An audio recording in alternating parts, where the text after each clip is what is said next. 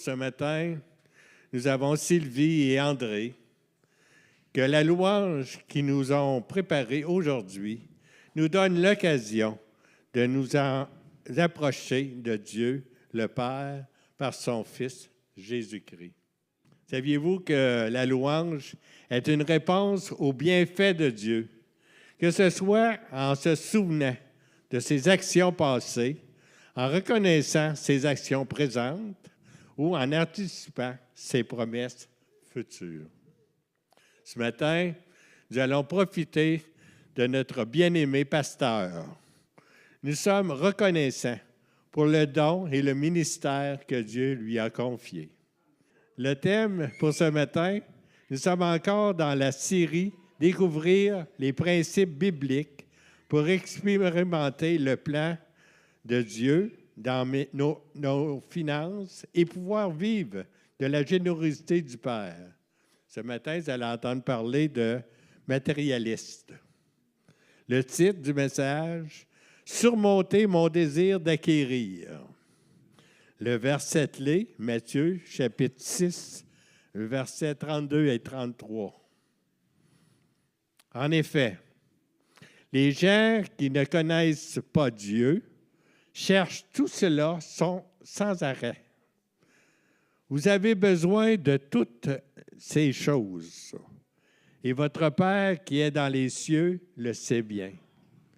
Cherchez d'abord le royaume de Dieu, et ce que Dieu demande, il vous donnera tout le reste en plus. Ce verset nous apprend à donner la priorité à Dieu dans notre vie. Aussi, nourrir nos pensées de ses désirs, chercher à lui ressembler, le servir et lui obéir en tout. Maintenant, prions. Concentrons-nous, rentrons dans notre intérieur. Dieu est là et l'Esprit il nous appartient, il est avec nous.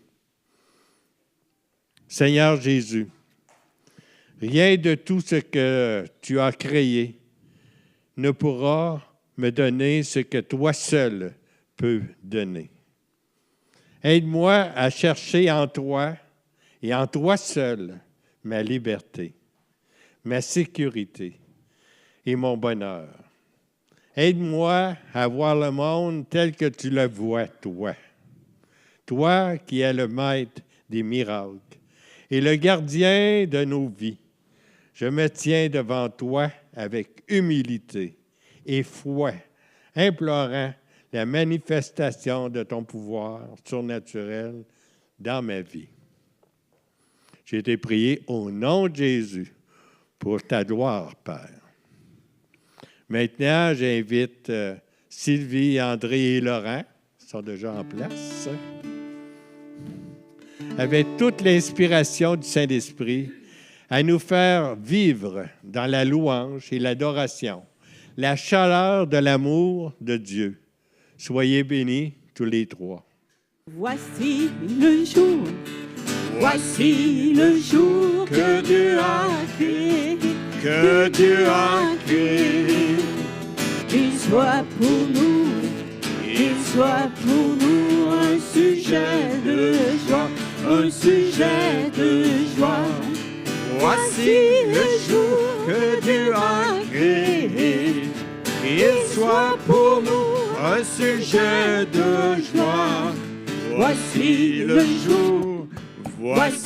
le jour que Dieu a créé.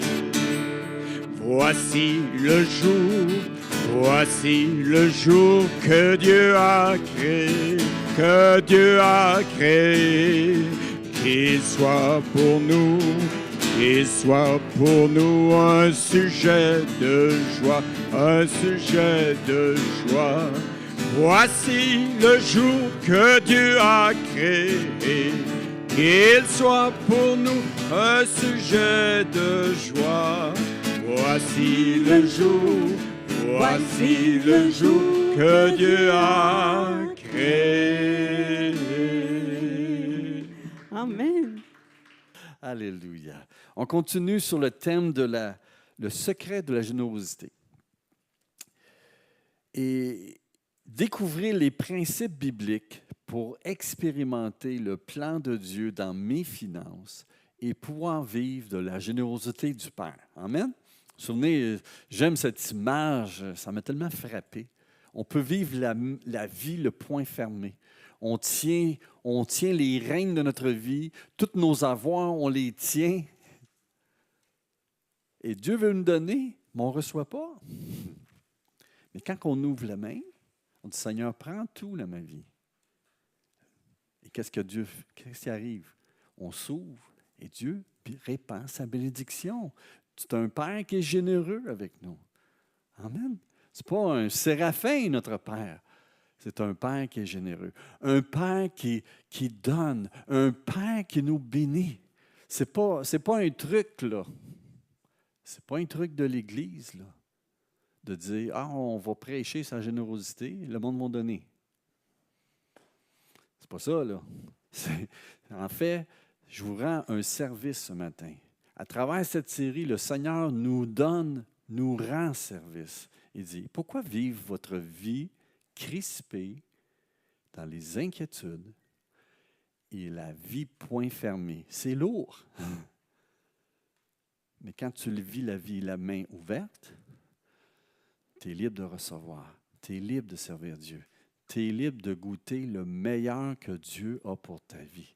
Et je vais vous dire une chose, le meilleur de Dieu est beaucoup mieux que le meilleur du monde. Et ce matin, on va regarder ça ensemble. Le meilleur que le monde nous offre, la tentation d'embarquer dans le monde, le tourbillon du monde versus vivre dans le royaume de Christ. Amen. Puis on va regarder ça ce matin. Et le thème ce matin, c'est surmonter mon désir d'acquérir. Le verset clé, c'est « En effet », vous avez ce verset sur votre première page de votre bulletin, « En effet, les gens qui ne connaissent pas Dieu cherchent tout cela sans arrêt. » Vous avez besoin de toutes ces choses. Et votre Père qui est dans les cieux le sait bien. Quoi manger, quoi se vêtir, où habiter. Il connaît nos besoins. Notre Père sait qu'on en a besoin de ces choses-là. Cherchez d'abord le royaume de Dieu et ce que Dieu demande. Et il vous donnera tout le reste par-dessus. Alléluia. C'est un message que Jésus, le roi des rois, a dit à ses disciples sur la montagne, le sermon sur la montagne. Il venait de choisir ses 12 apôtres et là, il est en train de mettre la charte de son royaume à ses disciples. Lui, il est le roi, nous sommes les citoyens de son royaume, nous sommes ses serviteurs. Et Jésus nous enseigne, cherchez le règne de Dieu dans votre vie. Et ce qu'il vous demande aujourd'hui dans votre vie. Et il va vous donner tout le reste. Ne faites pas comme les païens. Vous savez, nous sommes pris d'une maladie, vous et moi, et tous les gens de cette société. Cette maladie s'appelle le matérialisme. On est tous infectés par cette maladie. C'est quoi le matérialisme? C'est une condition où le cœur est principalement préoccupé. Le cœur, principalement préoccupé. C'est une obsession par les choses matérielles, plutôt que spirituelles. Plutôt que Dieu et sa parole. Pensez à Marie puis Marthe. Ils avaient invité Jésus et ses disciples. Et Marie, ça dit qu'elle était assise aux pieds de Jésus à écouter son enseignement. Marthe était affairée à préparer le repas, à tout faire, mais elle s'inquiétait. Elle voulait plus en faire. Hey, c'est Jésus! C'est Jésus qui est là. Les disciples sont là. Hey, je veux être perçu comme une bonne qui accueille ces gens. Et Jésus lui a dit, et là, Marthe, inquiète, préoccupée, obsédée par cela, Oublie que c'est Jésus qui est là. C'est quoi l'essence de la vie chrétienne? C'est au pied de Jésus. Et elle en faisait plus que ce que Jésus en voulait, finalement. Et là, elle dit à Jésus, « Seigneur », c'était comme une critique sur Jésus. « Comment tu marches, là? C'est pas de même que ça marche, la vie, là. Pourquoi Marie est à tes pieds et elle n'est pas avec moi en train de servir? Qu'elle vienne m'aider. » Jésus lui a dit, « Marie, Marthe, Marthe, 2 fois, Marthe, Marthe, tu t'inquiètes et tu t'agites pour beaucoup de choses. Ce n'est pas essentiel. » Ce n'est pas en train de dire que Jésus était contre le fait que Marie prépare un repas. Elle l'avait déjà fait. Mais là, elle voulait ajouter, oubliant la préoccupation essentielle d'être au pied de Jésus et d'écouter Jésus. D'écouter sa parole. Le mettre en priorité dans sa vie. Mais je trouve quelle belle image du matérialisme qui veut nous siphonner dans notre société. As-tu le dernier iPhone? iPhone quoi, là? C'est 17, 18, je ne sais plus. Là. Moi, je suis encore avec le 12. Je ne peux pas m'en vanter, en tout cas. Je suis avec le 12. Mais savez-vous qu'il y a du monde dans notre société qui court après le prochain iPhone? Et le pire dans tout ça, c'est que le dernier iPhone, le dernier téléphone, quand tu compares à juste celui qui était avant, à peine une petite amélioration. Mais le monde court. Hey, le dernier iPhone, tu n'as pas le dernier, celui que tu as avant, là, il n'est plus bon. Là. C'est lui qui est in. Il faut tailler lui. Et on a le dernier iPhone. Wow! Non seulement je suis capable de faire une photo de Clément, mais en plus, je peux voir dans le fond de ses cheveux avec cet iPhone-là en faisant la photo. et la société va nous siphonner comme ça. C'est un tourbillon de toute la société. L'économie de notre société nous encourage à s'inquiéter, à se préoccuper d'avoir le matériel, d'avoir le dernier iPhone, le dernier iPad, le dernier, je ne sais pas c'est quoi pour vous. Le dernier poêle, oh, il y a quelque chose de plus, lui. Il y a une petite lumière qui s'allume. Et ça ne finit plus. Et là, suivre le courant de ce monde va nous épuiser physiquement et spirituellement. Et on est pris dans cette société et dans ce mythe destructeur du matérialisme. Et pourquoi qu'on embarque là-dedans? Bien, c'est parce qu'on pense que si on en a plus, on va être heureux. Plus qu'on va en avoir, plus qu'on va être heureux. Ecclésiaste dit ceci, « Celui qui aime l'argent n'en a jamais assez. Et celui qui aime la richesse n'est jamais satisfait de ce qu'il a. Cela non plus n'a pas de sens. Vanité des vanités. » C'est une soif insatiable que nous avons. Et c'est comme lorsqu'on creuse un trou et qu'on fait une citerne pour retenir de l'eau, mais dans la citerne, il y a des trous. Qu'est-ce qu'on fait? On met de l'eau et où est-ce que l'eau va? Elle s'écoule. Il faut toujours t'en mettre plus, mais jamais elle retient l'eau. Jamais tu es vraiment satisfait intérieurement.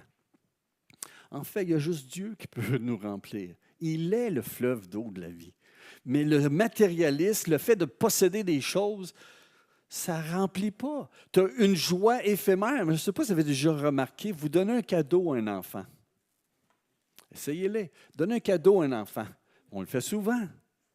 Ça prend combien de temps qu'il est satisfait, l'enfant? Ça ne vaut pas longtemps. C'est vrai. 5 minutes, merci, tu es généreuse. Puis là, il est déjà après l'autre. Je veux des cadeaux. OK, garde le cadeau. OK, j'en veux un autre. Cadeau. C'est vrai. Puis le matérialisme, bien, quelle belle image. C'est ça que ça fait. Ça dure temporairement, 5 minutes, tu es satisfait. Mais après ça, tu en veux encore plus parce que le sentiment de joie que ça procure, c'est temporaire, ça ne dure pas.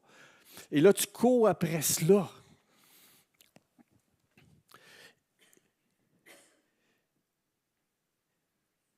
Et le problème qu'on a là-dedans, c'est qu'on pense que ça va nous rendre heureux, le fait de posséder des choses, le dernier iPhone, la dernière auto, la plus belle auto, le plus beau ci, le plus beau ça, puis toutes les petites affaires qu'on veut à côté. Puis la réalité, c'est que dans les faits, ça ne change pas ta vie. La publicité, c'est comme quelqu'un qui a dit « Hey, c'est le fun, j'ai acheté le char, mais je connais la fille qui est avec, là, tu sais. » C'est vrai. Tu regardes ça, tu dis hey, tout le monde va te regarder, tu vas être quelqu'un. Mais c'est ça. Le problème, c'est que ça n'amène pas ça dans ta vie. Regardez ce que ça dit. En plus, je me suis trompé de page. On pense qu'en avoir plus va nous rendre plus importants. Vous savez, c'est pas parce que tu as une Corvette qui va faire la différence entre toi et avec une Pinto. Ça, c'est des vieux chars. Ceux qui connaissent ça, les Pinto, c'est des petits chars. Là, c'est comme, je ne sais pas, aujourd'hui, une Echo, je ne sais plus ce qu'on est rendu. Là.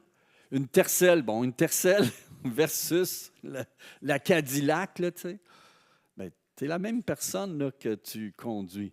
Moi, je vais au château. Quand j'allais au château Frontenac, maintenant, on a déménagé, le Club Rotary. Ils ne vont plus au château Frontenac. Mais tu sais, c'était prestigieux.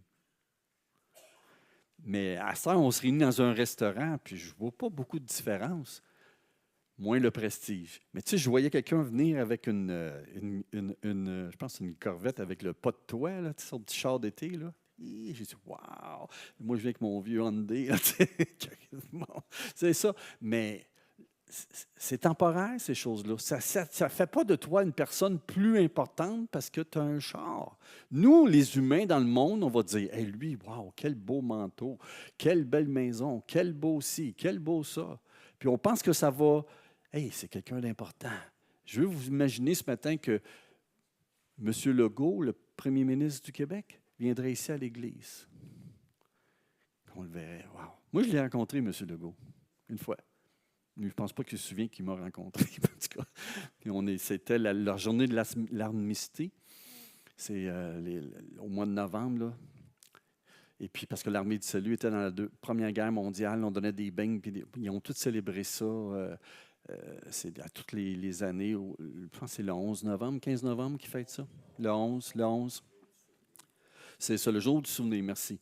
Et j'étais là, puis j'ai vu M. Legault se promener dans les rangées. Ma femme, elle lui a serré la main. Il a passé devant moi. Il est passé vite, là, à peine tu me regardais. Puis avec mon chapeau de l'Armée du Salut, j'étais là, tout le monde impressionné. Le premier ministre. Mais en vous et moi, là, ça ne change rien. C'est un être humain. Pécheur comme je le suis, besoin de la grâce de Dieu. Amen. Et il n'est pas plus important, pas moins important, tu n'es pas moins important, plus important. On a tous notre importance en Christ. Mais le monde pense qu'avec le matériel, le fait que tu as le pouvoir va t'amener plus d'importance. Les gens vont se fier sur leur force physique, sur la beauté, vont se fier sur l'argent, le pouvoir, l'intelligence, les diplômes. Mais ce n'est pas ça qui fait la valeur d'une personne. En fait, ce qui fait que tu es quelqu'un, c'est quand tu deviens un enfant de Dieu. Quand tu es un enfant de Dieu, tu es un enfant du roi des rois. La réalité, c'est ça, mes amis. Et c'est temporaire ce que nous vivons ici. La vraie réalité, c'est que vous êtes un enfant de Dieu.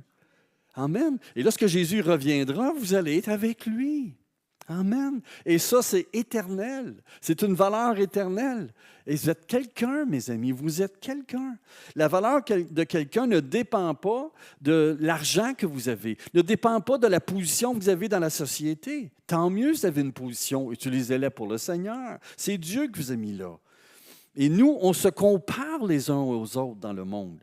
Mais la réalité, c'est que notre valeur est basée sur qu'est-ce que Dieu, lui, pense de nous, qui nous sommes pour lui. C'est ça qui compte. Les gens se demandent comment les autres vont me regarder avec ma Corvette. Je vais impressionner les gens. Mais la réalité, c'est que ça ne dure pas, ça. Les gens sont impressionnés. Wow! Ça dure 2 minutes. Mais la réalité, quand tu te souviens de quelqu'un, ce n'est pas de sa corvette que tu te souviens, c'est de la relation que tu as avec la personne. C'est quand tu as jasé avec puis tu as eu un bon temps. Ça, tu te souviens de ça. Mais la corvette, là, tu t'en fous pas mal. Dans 10 ans, dans 5 ans, là, tu t'en souviendras plus de ça. Mais tu vas te souvenir le temps que tu as eu avec la personne. Le fait que tu as passé un temps avec lui, tu as serré la main, tu as jasé avec l'amitié que tu as eue. Voyez-vous? Donc, avoir plus d'argent, ce n'est pas ça qui va faire quelqu'un de toi. Jésus dit, par exemple, vous vous souvenez de la parabole de cet homme qui était riche. Il avait eu une bonne récolte. Il y avait déjà des granges. Et Dieu n'est pas contre le fait d'avoir une planification financière dans notre vie. Mais ce qu'il ne veut pas, c'est qu'on se fie là-dessus pour pourvoir à nos besoins. Et de ne pas se poser la question, Dieu, que veux-tu que je fasse avec cela, avec cette abondance? Et lui, il pensait juste à lui et la vie présente. Et cet homme-là, il avait eu tellement une grande récolte qu'il a dit, je sais ce que je vais faire. J'ai une grange et c'est suffisant pour l'année. Mais là, la récolte que j'ai, j'en ai pour plusieurs années. Il ne s'est pas positionné la question, Seigneur, que veux-tu que je fasse avec cela? Tu m'en as donné plus. Il a dit, je sais ce que je vais faire. Je vais construire une plus grande grange. Il était préoccupé par son argent et son futur sans penser à Dieu. Et Jésus lui a dit, t'es fou. Tu vas mourir cette nuit. Pourquoi tu fais ça? Pourquoi tu fais cela? Et Jésus s'est dit, c'est une folie. Et j'aime sa conclusion dans sa parabole. Il dit, voilà ce qui arrive à celui qui cherche des richesses pour lui-même, mais qui n'est pas riche pour Dieu. Planifier votre vie, c'est important. C'est très important. Dieu vous donne la charge de planifier votre vie, de planifier avec vos finances, comment arriver et planifier votre futur, qui est logique, qui est une saine gestion de ses biens. Par contre, il faut toujours regarder ensemble avec Dieu. Seigneur, comment veux-tu que je planifie ma vie? Comment être juste et équitable dans la manière que je gère mes finances, mais parce que je ne veux pas seulement être riche pour ce monde ici. Je ne veux pas être riche pour le monde ici. Je veux être riche pour toi. Et cet homme, dans cette parabole-là, Jésus n'en parle pas, mais il aurait pu se dire à la place, puis il aurait voulu être riche pour Dieu. Seigneur, merci, la récolte que tu m'as donnée, c'est bon pour la prochaine année, parce que tu pourvois mes besoins, puis je le prends. Mais tout le reste que j'en supplie, je sais ce que je vais faire avec. Je vais me faire des amis pour l'éternité. Je vais en donner aux pauvres. Je vais aller en amener au temple. Je vais m'investir pour ton royaume, Seigneur. Là, voici, prends-les, Seigneur. Amen. Jésus il aurait dit, bon et fidèle serviteur. Amen. C'est ça qu'on veut attendre. C'est ça qu'on veut. Dieu ne veut pas nous prendre au piège. Le troisième point, en avoir plus, le matérialiste, en avoir plus va faire que tu vas être plus en sécurité. Quel mensonge. Les gens qui en ont plus se préoccupent encore plus. Ils sont encore plus inquiets. Ils ont peur d'un coup qu'il y a une crise économique, d'un coup j'en ai pas assez, d'un coup qu'il arrive une maladie, d'un coup qu'il arrive... Regardez ce que Paul dit. Recommande aux riches de ce monde de ne pas être orgueilleux. Qu'est-ce qu'on veut dire par orgueil? Quelqu'un qui est orgueilleux, là, c'est quelqu'un qui dit « J'ai acquis cela par mes forces. J'ai plus besoin de dépendre de Dieu. » Voyez-vous? J'ai acquis cela par mes forces. Je vais m'arranger pour les 50 prochaines années, les 50 prochaines années de mes enfants. Et je vais aller un peu plus loin, même leurs petits-enfants, plutôt que de se fier à Dieu, de chercher la volonté de Dieu dans leur vie. Ils se préoccupent. Ils vivent comme si Dieu n'existait pas. Ils ne se fient pas sur Dieu. Regardez ce que c'est. Qu'ils ne mettent pas leur confiance dans une richesse qui ne dure pas, mais qu'ils la mettent en Dieu. C'est lui qui donne toutes choses généreusement. Vivre dans la générosité du Père. D'être riche, dis-leur de faire du bien. D'être riche en bonnes actions. Qu'ils donnent de bon cœur et partagent avec les autres. Et ainsi, ils mettront en réserve pour l'avenir un trésor beau, solide ils vont pouvoir, dans ce temps présent, posséder la vraie vie. Au pied de Jésus, obéir à sa parole, faire partie de son règne, faire les œuvres que Dieu a préparées d'avance pour notre vie. Amen. Et comment vaincre le matérialisme? Et je vais vous donner quelques trucs aujourd'hui que j'aime bien, ces trucs pour vous aider. Okay? Premièrement, un verset important, je trouve, dans la Bible, quand je réfléchis à ce domaine-là.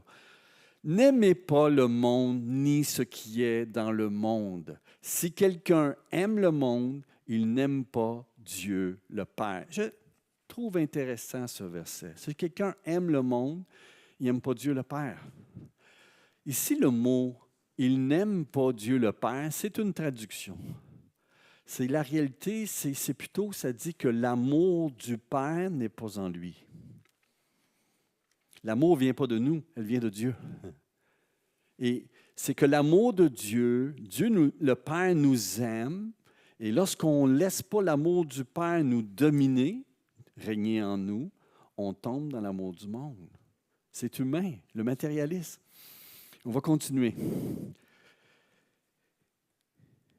Voici ce qui se trouve dans le monde, les mauvais désirs que chacun porte en soi, les désirs de la chair, l'envie de posséder ce qu'on voit et l'orgueil qui vient de la richesse. C'est beau, hein?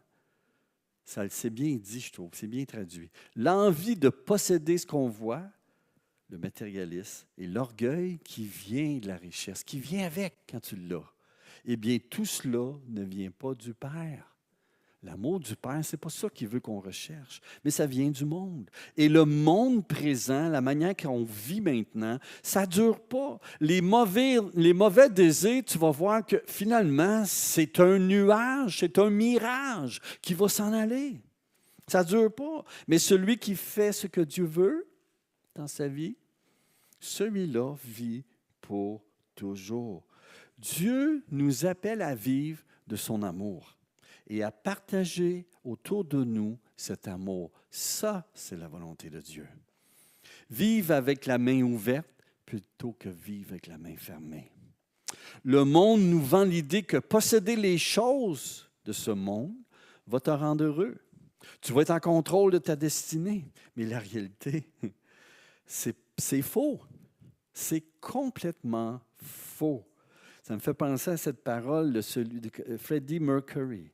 À la fin de sa vie, avant qu'il meure, il a dit ceci. J'ai dit, je possède tout, j'ai la gloire, j'ai l'argent, mais il me manque la chose la plus importante de la vie, un ami. Une relation d'amour qui dure. J'en ai pas. Amen. On ne veut pas finir comme cela. On veut finir avec l'amour du Père tout le long de notre vie et à la fin, ça demeure éternel. Amen. Alléluia. En fait, je bâtis ma vie, et c'est ça que Dieu nous invite, la main ouverte. Je bâtis ma vie sur l'amour du Père. Qu'est-ce que je fais? Je fais confiance à Dieu pour tous mes besoins. C'est votre premier mot secret que vous complétez dans votre feuillet. Je fais confiance à Dieu pour tous mes besoins. Lorsque je bâtis ma vie sur l'amour du Père, Papa, il m'aime. C'est par la foi, ce n'est pas par la vue. Mais je fais confiance à Dieu pour mes besoins. Le résultat, c'est quoi? C'est que j'arrête de m'inquiéter et je commence à me reposer sur le Père. Regardez ce que ça dit dans Jacques. D'où viennent les disputes? D'où viennent les luttes entre vous? Est-ce qu'elles ne viennent pas des désirs mauvais qui luttent dans vos corps? Vous voulez quelque chose et vous ne pouvez pas l'avoir. Alors vous êtes prêt à tuer. Vous êtes jaloux et vous ne pouvez pas obtenir ce que vous désirez.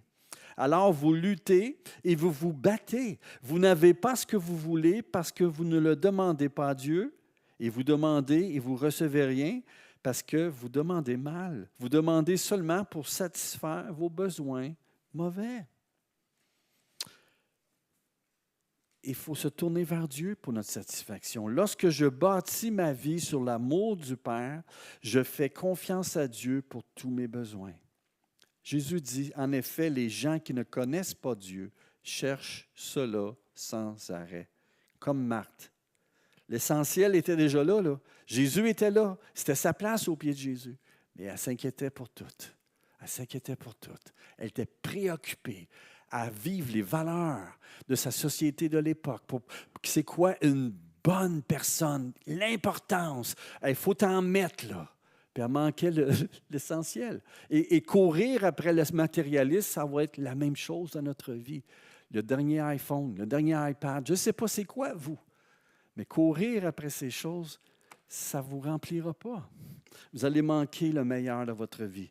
Bâtir sur l'amour de Dieu pour notre vie. Vous avez besoin de toutes ces choses et votre Père céleste, qui est dans les cieux, le sait bien. Cherchez d'abord le royaume de Dieu et ce que Dieu demande, il vous donnera tout le reste en plus. Donc, lorsque je bâtis ma vie et mon futur sur l'amour du Père, je fais confiance à Dieu pour tous mes besoins. Deuxièmement, je me concentre sur servir Christ et les autres. Amen. Servir Christ et servir les autres. Le résultat, c'est quoi? Je vais arrêter de me comparer aux autres, d'avoir le dernier iPad ou la meilleure auto ou la plus belle maison, mais je vais commencer plutôt à partager.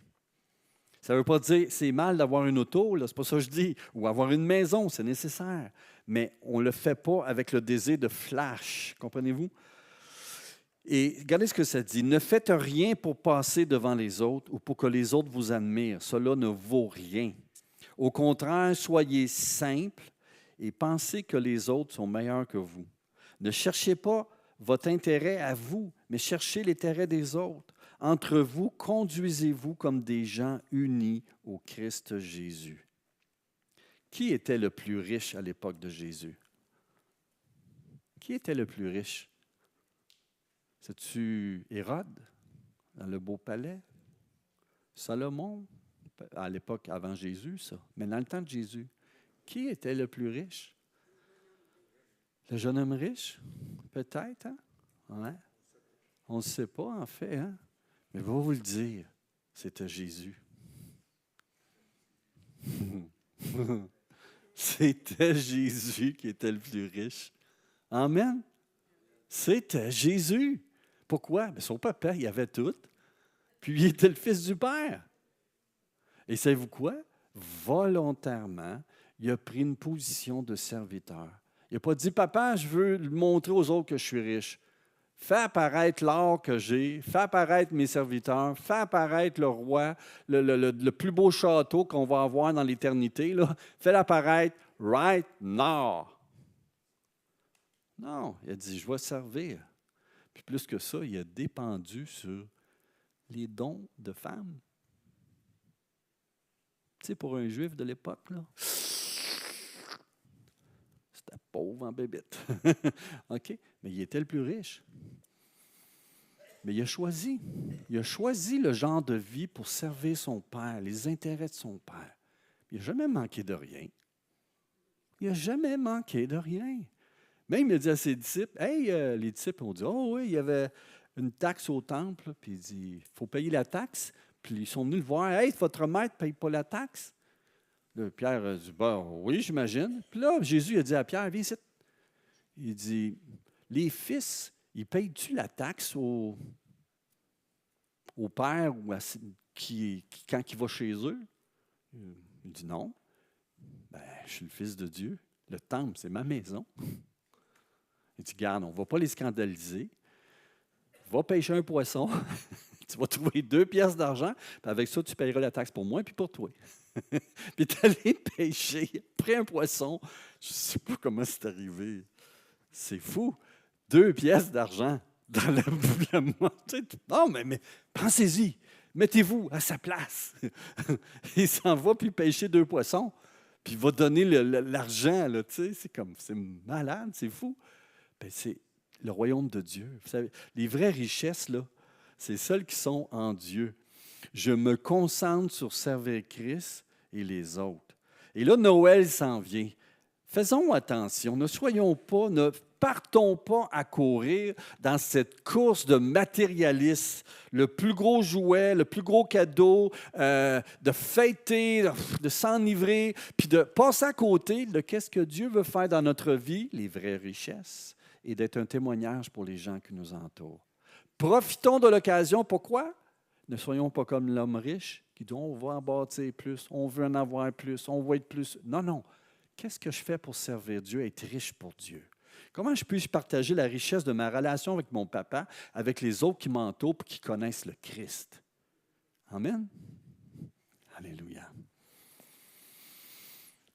Je me concentre sur servir Dieu et servir les autres. Pourquoi pas faire de la marmite? Je fais un peu de pub, là, tu sais. Il va y avoir des paniers de Noël ici qu'on va faire. Merci Seigneur pour cela.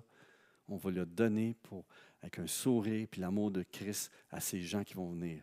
Pourquoi ne pas faire un temps de marmite dans ce temps des fêtes? Amen. Plutôt que de courir à chercher le plus beau cadeau que celui de mon voisin, regarde, viens servir, fais une marmite, donne-lui un exemple à ton voisin.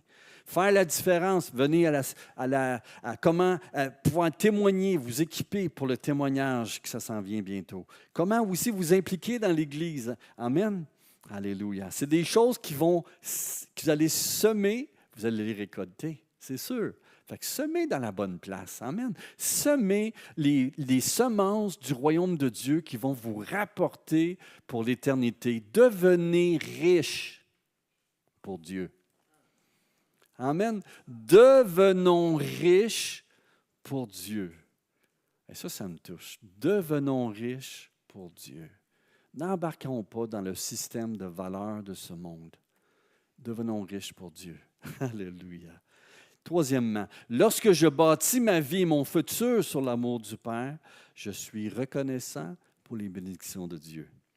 J'arrête de me plaindre. « Je n'ai pas le dernier iPhone. » Oui, je sais. Je commence à profiter de la vie. Profite donc de la vie. Profite des choses que tu as. Est-ce que tu apprécies les choses que tu as? Mon dernier iPhone, je n'ai même pas terminé de savoir toutes les applications possibles avec.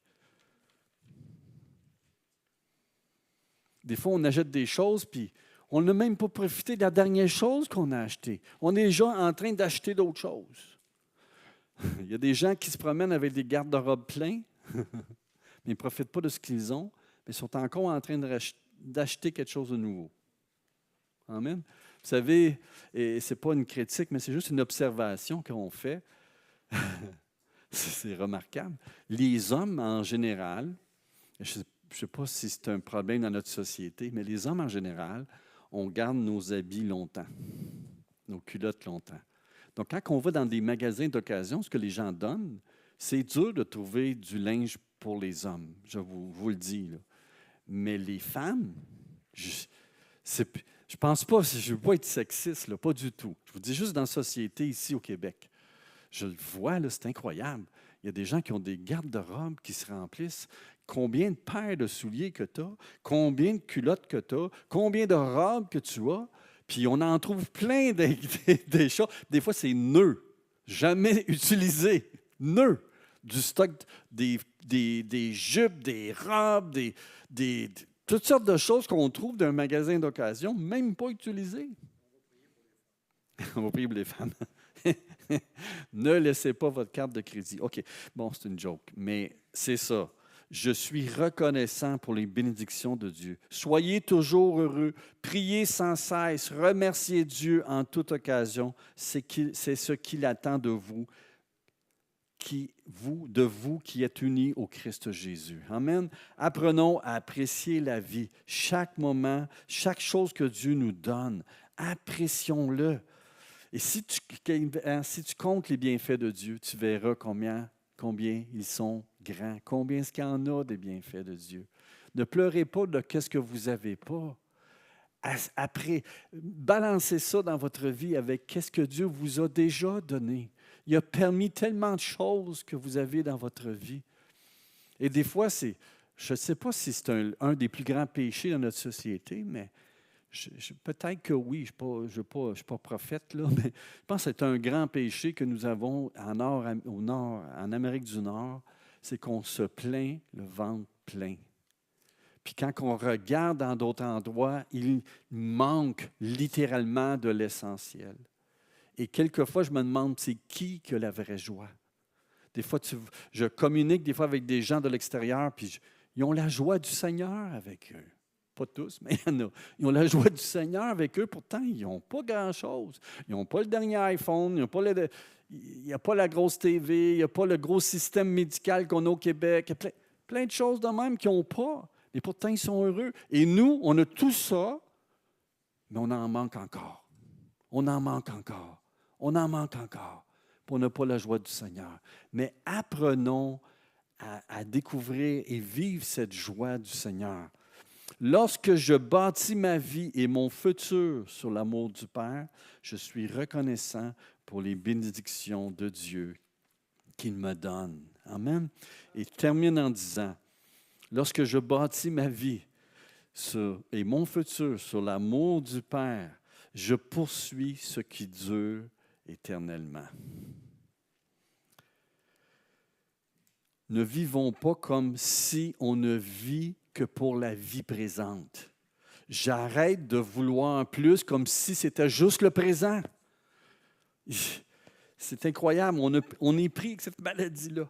Mais de commencer à vivre pour la vie éternelle, pour l'éternité. Jésus dit, personne ne peut servir deux maîtres. En effet, ou bien il détestera l'un et il aimera l'autre, ou bien il sera fidèle à l'un et méprisera l'autre. Il n'y a pas d'entre-deux là-dessus. C'est assez tranchant. Vous ne pouvez pas servir à la fois Dieu et Mammon, le Dieu de ce monde. C'est soit l'un, soit l'autre. Amen? Alléluia. Terminons avec la prière, si vous voulez. Cette semaine, je vous encourage, dans ce mois que nous parlons de la générosité, de trouver la paix avec nos finances. Prenez le temps d'évaluer la manière dont vous gérez vos finances, vos ressources, et demandez au Seigneur de vous aider à faire le ménage là-dedans. Amen. Je vais prendre la décision de ne plus acheter sans avoir les moyens. La semaine prochaine, on va parler comment liquider la carte de crédit comment gérer une carte de crédit. On va en parler ensemble. Comment est-ce qu'on se fait prendre au piège? Mais prenons la décision de ne pas acheter sans en avoir les moyens, tout en demandant au Seigneur pour prendre soin de moi. Briser le pouvoir du matérialiste en moi. C'est ce qu'on va demander au Seigneur. On est dans le même bateau, comme dirait Marc-André la semaine passée. On est tous dans le même bateau. Et le matérialisme nous atteint. On est au Québec. On est baigné dans cette culture. Puis Dieu, il est venu dans notre cœur, là, puis il a commencé un changement en nous. Puis il dit, il nous appelle à la montagne, comme les disciples, à ses pieds, écouter son enseignement pour vivre dans son royaume. Parce que le royaume de Dieu a débuté maintenant. Amen. On est appelé à refléter les valeurs du royaume de Dieu sur cette terre. Amen. Dans ce temps présent. Amen. Jusqu'au jour où Jésus va revenir. Et là, le roi des rois va dire, Amen. Bon et fidèle serviteur, viens. Amen. Et tout le reste va être balayé. Amen. Prions ensemble. Seigneur, on vient dans ta présence ce matin. Alléluia. Seigneur, la maladie du matérialisme. Et Seigneur, c'est qu'on soit présent ici, qu'on vive notre vie à tous les jours, Seigneur. On est pris là-dedans, Seigneur. On est esclave. Notre société est esclave du matérialisme, ne peut s'arrêter face à ce tourbillon. Il n'y a qu'une manière de s'arrêter, Seigneur. C'est que toi, tu viennes dans nos vies. Que tu viennes ancrer nos cœurs dans ton royaume. Alléluia. Seigneur Jésus, viens régner sur notre vie. Règne sur notre vie. Aide-nous, Seigneur, à marcher à contre-courant, à marcher, être à l'écoute de ton Saint-Esprit, être à l'écoute de ta parole, Seigneur, à savoir puiser nos richesses en toi, Seigneur, comme Marie aux pieds de Jésus, Seigneur. Je te demande de nous aider. Fais de nous des maris. Fais de nous des maris qui t'écoutent ta parole, qui vont être des sages intendants de leurs biens, mais qui vont te servir dans ton royaume. Seigneur, bénis mes frères, bénis mes sœurs qui sont présentes ici ce matin. Bénis chacun de nous, Seigneur. Et qu'on puisse, cette semaine, dans les semaines et les mois qui viennent, Seigneur, qu'on puisse vivre de la joie du royaume de Dieu. Qu'on puisse te servir avec tout ce que nous avons. On veut t'ouvrir nos mains, nos vies, Seigneur, et que tu viennes régner dans toutes les parties de notre vie, Seigneur. Même le dernier iPhone, c'est chouette qu'on a à prendre, qu'on puisse te servir, Seigneur, et vraiment regarder avec toi ce qu'on fait avec notre argent, ce que nous faisons, ce que nous achetons ou pas, Seigneur, qu'on puisse suivre ta voie là-dedans et vivre cette expérience de ton amour dans notre vie, de cette générosité que tu as pour nous. Alléluia. Qu'on arrête de s'inquiéter et qu'on se tourne vers toi. Que tu promets de garder nos cœurs et nos pensées en Jésus-Christ. Bénis ce temps dans le nom précieux de Jésus, j'ai prié. Amen.